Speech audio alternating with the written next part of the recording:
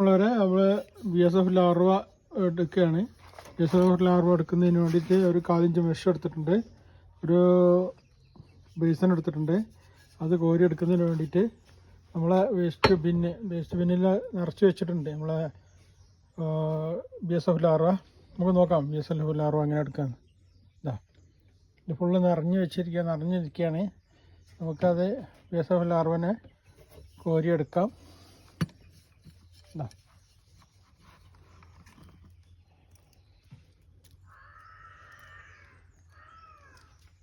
ഇതിന് നമുക്ക് എന്താക്കാം, ഇതിലേക്ക് ഇങ്ങനെ ഇട്ടാൽ മതി.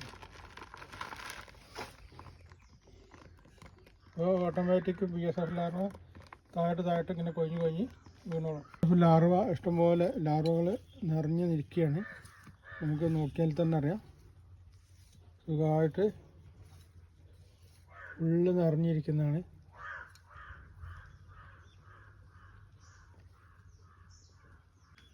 BSF ലാർവ ഫുള്ള് നമുക്കിതിൽ കൊഴിഞ്ഞ് കിട്ടിയിട്ടുണ്ട്. സുഖമായിട്ട് നമുക്ക് കോഴിക്ക് കൊടുക്കാനുള്ള ഒരു പരുവത്തിലായിട്ടുണ്ട്.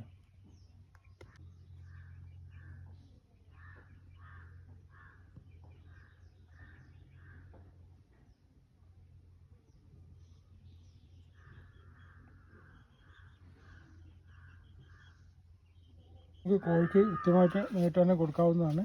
കോഴിക്ക് കൊടുക്കാം.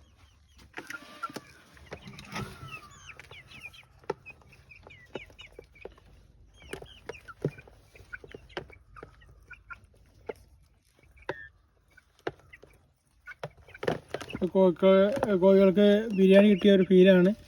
എല്ലാം ക്ലിയറായിട്ട് എല്ലാം ഫുള്ളായിട്ട് ഫിനിഷ് ചെയ്ത് തീർക്കുന്നുണ്ട്.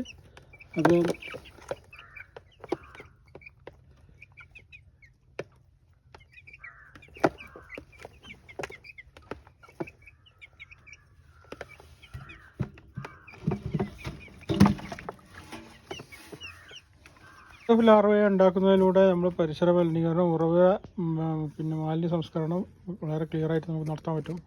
അപ്പോൾ ഇതിൽ നമുക്ക് കണ്ട ഒരു തരത്തിലുള്ള നാറ്റോ ഒരു തരം സ്മെല്ലൊന്നുമില്ല. ക്ലിയറായിട്ട് വേസ്റ്റൊക്കെ ക്ലിയറായിട്ട് ഫിനിഷ് ചെയ്തിട്ടുണ്ട്.